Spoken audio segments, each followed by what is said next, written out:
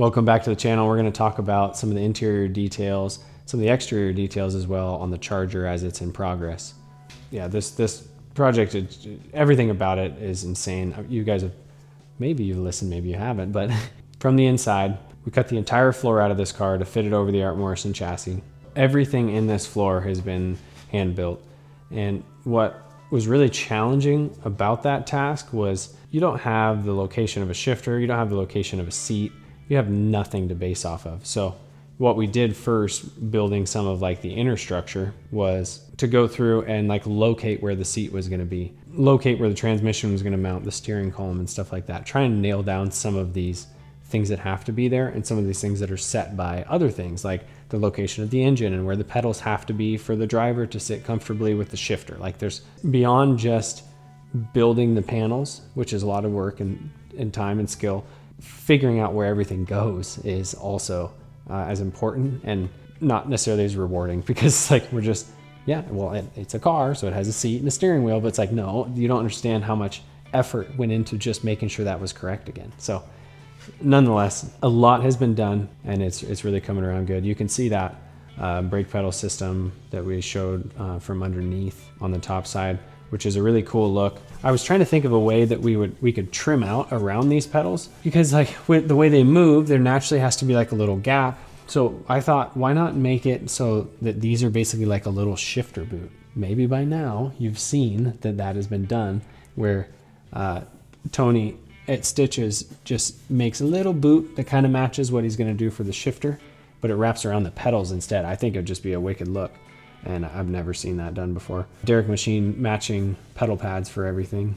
The whole dash on this, the top portion of the dash is pretty stock, but the whole bottom is stuff that I scratch built from sheet metal, and then Derek machined all these parts. So it's got some really cool looking vents, all this trim, the whole center that houses the AC switches and the vents. It's got some really cool switches. Like a style I really like is when the switches hang down. These are all labels for all the switches, and then the switches hang down directly in front of them. So I just think it gives like a really ergonomical feel. It's got the oh shit handle for the passenger on the dash. It's actually just the trim on the dash, but it's got this little pocket cut out. So it's kind of a little bit more subtle, but you can get your hand in there and grab onto it. The bottom portion of the dash is going to be wrapped in leather. The top portion will be painted. And then the very top again will be wrapped in leather. The flush mount glass, when you raise the glass up, get rid of the trim and the rubber, it creates a void behind the glass. So like this is the stock interior panel. This entire area here would have just been a void because the glass has been pushed out. So I went back and shaped all these panels that tie in. Like this is the original trim here, but I had to extend it up because the same reason, like it needs to trim out around the interior of the glass. Same with like this part here, the rubber and the trim and everything would have finished that out, and then the dash actually bolts along this edge. So I built this like little channel here with a hemmed edge on it that just finishes out that part of the dash, and then these little pieces of trim are magnets. So you can pull this, like picture the windshield installed, you can pull this piece out to install the dash because you have to get to these little screws, and then they're going to wrap this in leather. So then after all that's done, the dash is installed, you can slide this thing in from the inside and just click it back into place.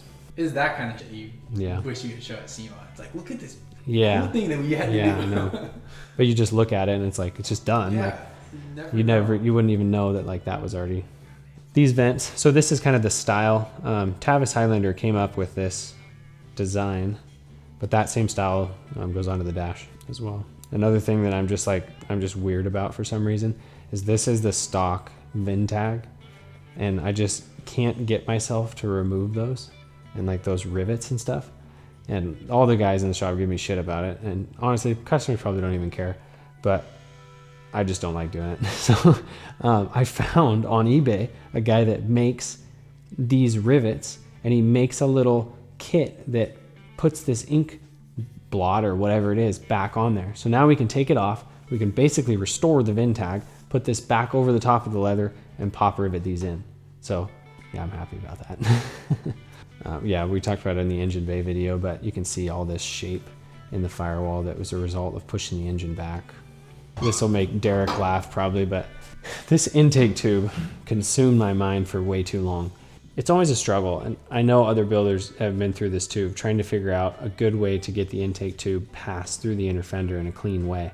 On the Corvette, I did a little bezel where it passed through, and it basically attached to the inner fender, which that worked good. It was just a clean way of doing it. We've done them to where they like basically have a flange sticking off the inner fender, and then a tube comes to it. But this one's so tight, the way it has to go down and turn, and it's just getting to a point where we just need to keep this thing moving. So, and it's in a curve. So anyways, it's just got edge guard on it. Nice, clean, little fit, little piece of rubber. It's going to isolate it from the engine vibrations. It's going to be removable, and it's going to do the purpose. So that one's for you, Derek. You remember that day. I came back to Derek and I was like, Derek, I'm done. I figured out a solution. I'm going to have a good day. It's going to be done in an hour. And it was. And nobody's going to care. I looked at it. I saw another build, and a guy did this in the build, some pictures. And I was like, that was a sweet build. And they did it. I need to be done. If you have something to say about it, leave me a comment. and subscribe. Yeah. Oh, and like, subscribe too. But please approach me. You get so worried about every little thing on it, and there's just a point where you just have to move. You have to move on. You have to make a decision, and that's a part of managing these projects. That's part of doing these projects, is finding that point. And it's different on every car. It's different on every person, whatever. But it's a challenge. There's 1,000 decisions that we have to make when we're building this car, because everything's custom. Everything leads into the next thing, and you just have to do that stuff. It's a perfect balance. Shaved drip rails on this too. So the drip rails have been totally shaved, and there's a little piece of metal that was added to extend down and past where so it kind of concealed the trim, but it still gave us a channel for the weather stripping to mount into.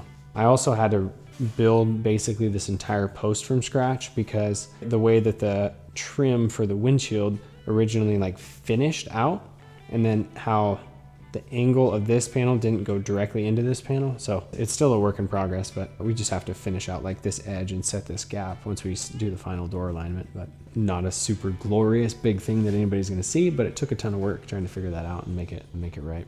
The driveline tunnels, it's all scratch built there again. The exhaust, you can see in the video showing underneath that it runs basically inside of that tunnel. E-brake handle kind of ergonomically mounted right in the center there. It's going to get a full console that's going to kind of like wrap around it and make it all housed. It's kind of why it looks like it's just hanging out there right now. It's going to get a console front to back and in between the seats. So the rear seats are going to be kind of like buckets. And we dropped in these little footwells as well for the back seat, just to try, like, it's a little space that we could make up. So to try and give anybody who sits in the back seat a little bit more space for their feet. You can see just the huge width of these wheel tubs for the 345s in the back. Brian had fun building that whole support for the package tray. I think he called it his nuclear reactor or something like that. Something you're never gonna see, but super strong. It looks good, works good. It's always fun, like in these cars, when you see like the floor and then just how like steep this raise is to get over the whole. This is the independent rear suspension, but like how much you have to climb to get this thing just to make it that low. How all the suspension that low. The driveline's this tall, like tunnel's now an armrest. We also did one-piece door glass on this and got rid of the wing windows. All right. Don't show this. But by now, check this shit out. So cool. Just look at this.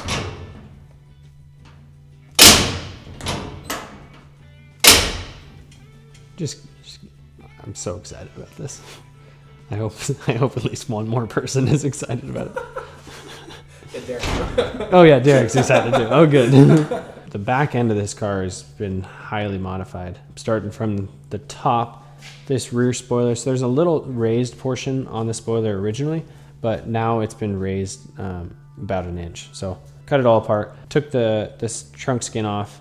I really wish this didn't have bodywork on it, because it was fun to see in bare metal, but you can see, I got pictures of it and stuff.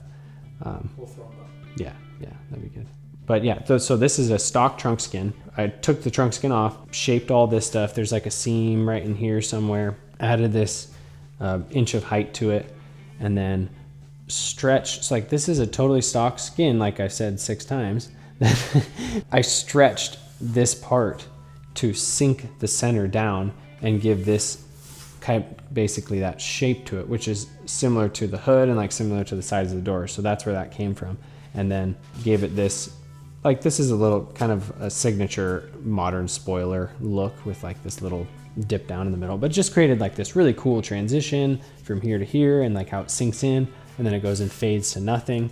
So that was a fun like shape to see come together and just kind of go for basically, honestly.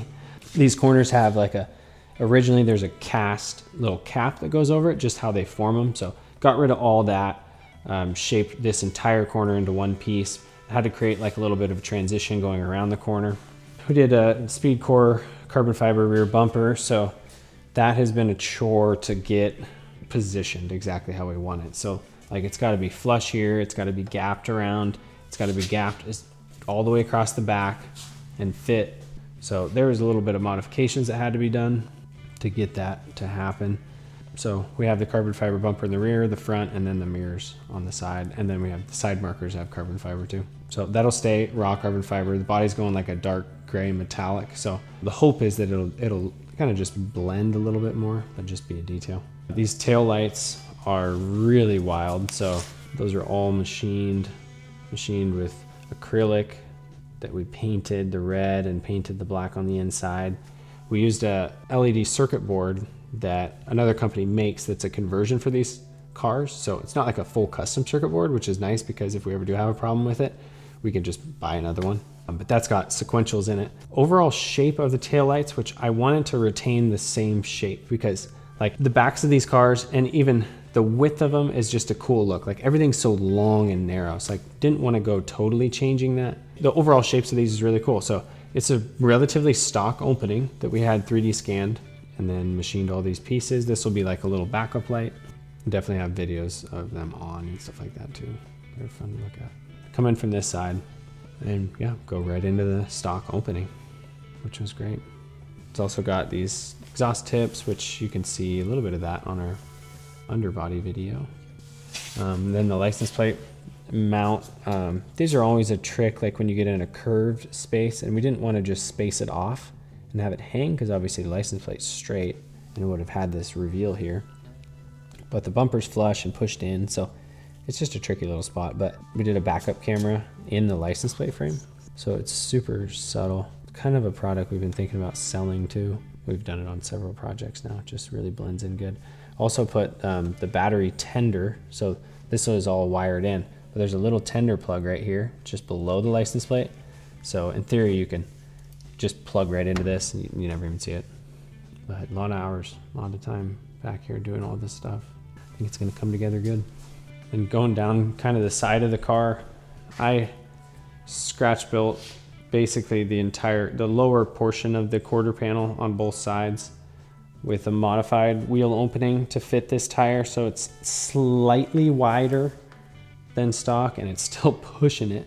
And also modified the opening to get the tire to fit properly in the opening and to be centered. That's an issue that we run into when you lower a car so much because the wheel openings are not symmetrical in the front and the back of the wheel opening. You know, if one's angled like this and one's angled like this. When you lower that tire and move it up, the center line of the tire is changing. Now all of a sudden the wheel does not look centered in the opening. So we often have to modify the front and the back of the quarter panel or the front of the back of the fender to get that wheel centered. So that was what had to be done on this. So the door, was originally, it's an RT, so it had the plastic pieces that hung off. We're getting rid of those. That's all stock down the side, just little repairs. The gaps on these cars originally were so bad. There's 4 panels on this car that we've had to weld 3/16 of an edge onto just to get the gaps right. Like they're pretty gnarly. I hate to say it, but the Mopars are like the worst ones we've run into. They were just concerned about going fast. Yeah. It was probably going to end up in a wall anyways. And the body panels would be all together anyway. Being 30 feet long. The grill on this was another big project. It's got the carbon fiber perimeter on it, the bumper part of it, if you will. It bolts solid now to the fender. And then this whole surround is sheet metal. All fit. That sheet metal came back, created the flange for the rest of the grill to fasten to. This is all laser cut stuff that comes in from this side and bolts together. These are turn signals, all machine stuff that there again also mounts into that sheet metal portion of it. And then these headlights mount into the grill portion of it. This is all stuff that Derek machined as well with the Dapper headlights. It's a lot of work, and this is like taking the stuff from the inside and just trying to create something in space again. So Derek and I worked closely on this start to finish and trying to look at, like, from my perspective from shaping sheet metal and his perspective from machining this part and turning it into a real thing, like tying those two positions in space together. We're always looking for things like, for example, this sheet metal shroud.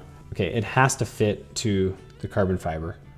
Perfect. So that's just handwork. There's nothing else that we can do to create that. To machine this entire surround would be massive, just too much. So, okay, that's a hard line that just has to be fit and carefully done. From there, we can go back, create a flat on the back of this sheet metal part. Derek can then take a dimension basically of the opening, build the grill off of that, and if they overlap on the backside, then the grill can just be fit to that. Don't take this like it's not as perfect as we could have made it, but like it gives us that just millimeter of wiggle room so that it can be built basically and not have to be 3D scanned and designed in a computer and machined from billet. It ties this part that already exists to a part that we have to make by hand to a machined part.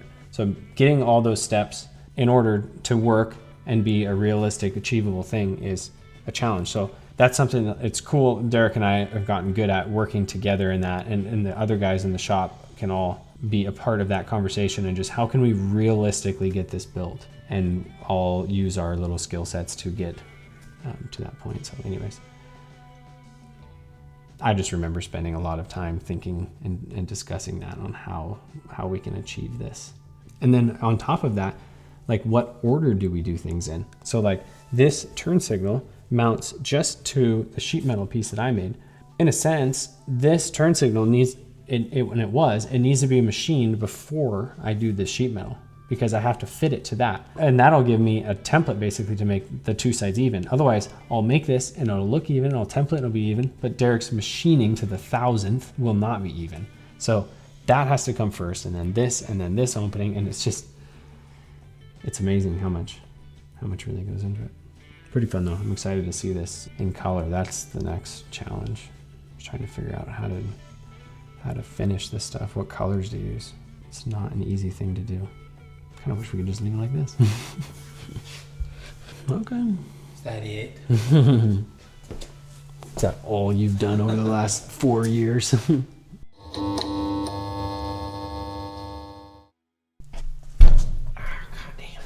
Not today, Jesus. Just all focus. Where does this camera need to be? Bam! Oh God.